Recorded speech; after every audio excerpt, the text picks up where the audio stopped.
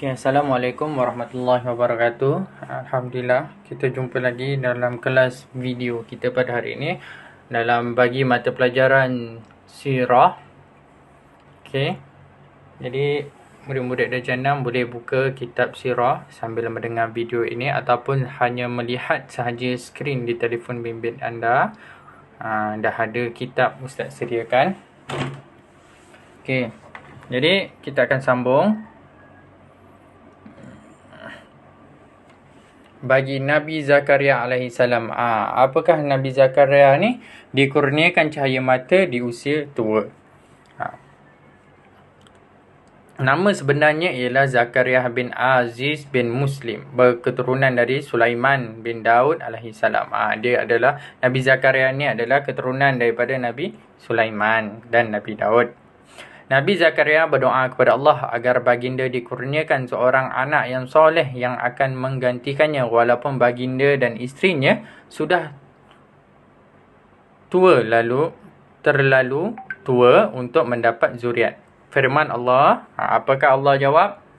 Surah Al-Imran ayat 38. Hunalika da'a Zakaria rabbah. Qala rabbi habli min ladunka zurriyatan tayyibah innaka sami'ud du'a. Artinya ketika itu Nabi Zakaria alaihissalam berdoa kepada Tuhannya, katanya, wahai Tuhanku, kurniakanlah kepadaku dari sisimu zuriat keturunan yang baik. Sesungguhnya engkau sentiasa mendengar, menerima doa permohonan. Walaupun Nabi Zakaria ni seorang nabi, tetapi dia tidak mempunyai keturunan. Dia belum ada zuriat sehingga kan umurnya sudah tua.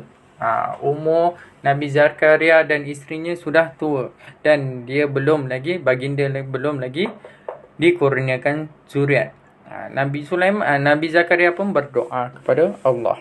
Jadi doanya dimakbulkan Allah Ta'ala dan baginda dikurniakan seorang putera ketika berumur 90 tahun yang bernama Nabi Yahya alaihissalam.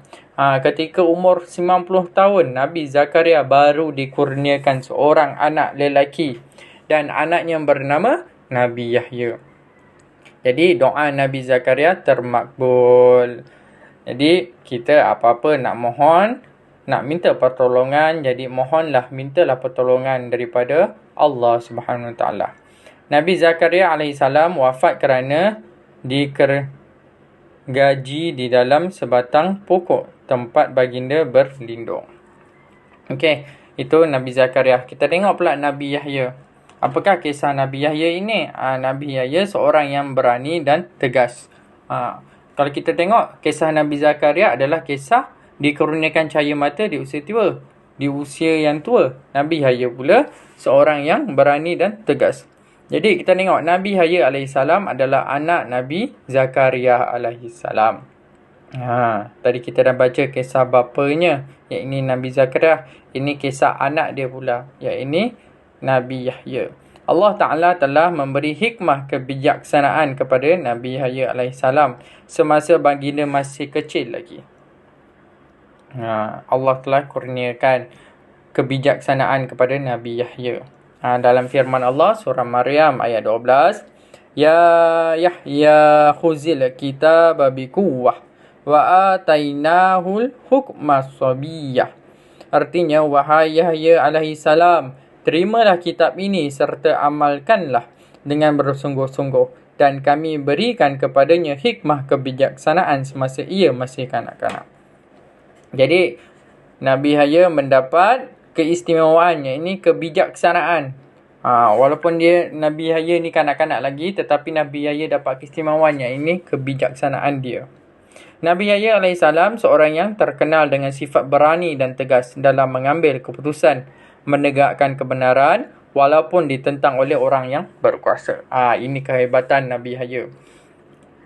Walaupun ditentang oleh orang-orang yang berkuasa, orang-orang yang berkuasa politik, orang-orang kaya, tak kisahlah siapa pun dia, jika benda tu salah, dan Nabi Yahya akan tentangnya dengan berani dan tegas, mengatakan bahawasanya itu salah. Raja pada zaman baginda ingin menikahi mahramnya, iaitu orang yang tidak halal dinikahi. Maksudnya raja dia nak bernikah dengan orang yang haram dinikahi. Contoh anak dia. Anak seorang bapa tidak boleh menikahi seorang anak. Tetapi pada masa itu dia raja. Jadi dia nak buat macam tu. So, jadi ketika itu, namun dihalang oleh Nabi Yahya AS. Lalu baginda dihukum bunuh.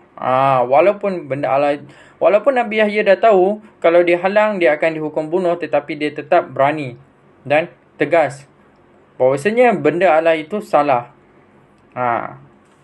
Jadi kat situ keberaniannya. Jadi memang betul salah. Sebabkan seorang bapa tidak boleh mengawini seorang anak. Okey. Nah, seterusnya kisah Nabi Isa AS. Dilahirkan tanpa bapa. Ini kita dah tahu sangat famous kisah Nabi Isa ni. Okey. Sebab apa? Sebab famous. Sebab Nabi Isa dilahirkan tanpa bapa. Nabi Isa tak ada bapa lahir. Okey, kita tengok kisah dia. Bagaimana dia boleh lahir tanpa bapa? Nabi Isa AS adalah putera Sayyidah Maryam yang dilahirkan di Baitullah, Palestin. Baginda dilahirkan tanpa bapa sebagaimana Allah menciptakan Nabi Adam AS tanpa ibu dan bapa. Firman Allah surah Al-Imran, Inna mathala Isa indallahi kamathali Adam. Khalaqahu min turabin summa qala lahu kun fayakun. So, kita tengok artinya, sesungguhnya perbandingan kejadian Nabi Isa AS di sisi Allah adalah sama seperti kejadian Nabi Adam AS. Allah Ta'ala menciptakan Adam dari tanah lalu berfirman kepadanya, jadilah engkau, maka jadilah ia. Itu bahasa Arabnya kun fayakun, maka jadilah. Antara mukjizat Nabi Isa AS, ini mukjizat ini adalah kelebihan. Kita nak tengok kelebihan-kelebihan Nabi Isa yang dia dapat. Yang pertama, berkata-kata semasa masih bayi. Nabi Isa ketika bayi dia, baginda telah berkata-kata, dah boleh bercakap. Membentuk seekor burung daripada tanah liat, lalu ditiup dan menjadi burung yang hidup dengan izin Allah Ta'ala. Ini kurniaan Allah. Menyembuhkan orang yang buta dan orang yang berpenyakit sopak. Ini kelebihan Nabi Isa. Dia dapat merawat orang-orang yang buta dan juga orang yang mempunyai sakit sopak ni, kira sakit kulit. Muka dia sopak-sopak, berkulit, kulitnya rosak, orang tu buta, maka dia, baginda Nabi Isa AS boleh menyembuhkan. 4. Allah Ta'ala menurunkan hidangan dari langit setelah dipohon oleh Nabi Isa AS sebagai bukti kerasulannya. Nabi Isa mohon saja kepada Allah Subhanahu Wa Taala, maka jadilah, maka turunlah makanan daripada langit, menghidupkan orang yang telah mati dengan izin Allah Ta'ala. Nabi Isa bukan Tuhan, tetapi baginda ingin menunjukkan kehebatan ataupun kemujizatan bahawasanya Allah ini wujud kepada manusia ketika itu. Maka Nabi Isa menghidupkan orang yang telah mati dengan izin Allah Ta'ala. Maksudnya Nabi Isa masih berdoa dan memohon kepada Allah supaya menghidupkan seseorang yang telah mati. Bukan Nabi Isa ini Tuhan, tetapi semuanya apa yang Nabi Isa buat, apa yang Nabi Isa dapat adalah dengan izin Allah, dan Nabi Isa sendiri meminta pertolongan daripada Allah SWT.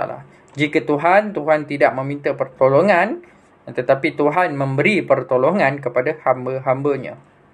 Jadi, Nabi Isa AS akan diturunkan ke bumi sebelum hari kiamat untuk menghancurkan segala kebatilan. Nabi Isa AS juga akan membunuh Dajjal. Jadi yang membunuh Dajjal itu adalah Nabi Isa AS. Sekarang ini Nabi Isa diangkat ke langit. Jadi Nabi Isa AS diutuskan ke dunia sebelum hari kiamat. Bukanlah untuk membawa agama baru, tetapi meneruskan syariat yang telah disampaikan oleh Nabi Muhammad AS. Jadi Nabi Isa turun ke bumi nanti pada hari kiamat bukanlah nak bawa ajaran agama yang baru ataupun agama Islam yang baru, tetapi Nabi Isa AS akan meneruskan lagi ajaran yang telah dibawa oleh Nabi Muhammad SAW. Apa ajaran yang Nabi Muhammad bawa? Yang kita pelajari selama ini. Agama kita yang belajar selama ini, itulah ajaran yang dibawa oleh Nabi Muhammad. Al-Quran yang kita baca, itulah ajaran yang Nabi Muhammad bawa. Dan Nabi Isa akan turun pada hari kiamat, dan ajaran itu jugalah Nabi Isa akan gunakan. Nabi Isa tidak akan menggunakan ataupun membawa ajaran baru. Jadi sampai di sini saja. Lepas ni kita akan sambung bagi Nabi Muhammad SAW. Jadi Nabi Muhammad ni ceritanya agak panjang, sebab Nabi Muhammad ni bagi kita adalah Nabi yang paling istimewa, Nabi yang terakhir, dan Nabi yang boleh memberi rahmat kepada umat-umatnya. Jadi Nabi Muhammad ini yang paling-paling istimewa kepada kita daripada keseluruhan semua Nabi. Jadi insya-Allah kita akan sambung lagi pelajaran kita pada masa akan datang.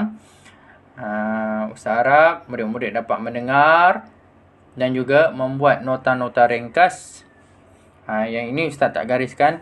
Awak ringkaskan sendiri kisah Nabi Zakaria tadi, kisah Nabi Yahya dan juga kisah Nabi Isa ini.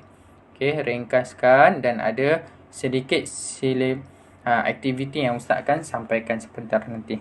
Okey, insya-Allah kita akan jumpa dalam video-video akan datang. Ustaz akhiri kelas Ustaz pada hari ini dengan Assalamualaikum warahmatullahi wabarakatuh.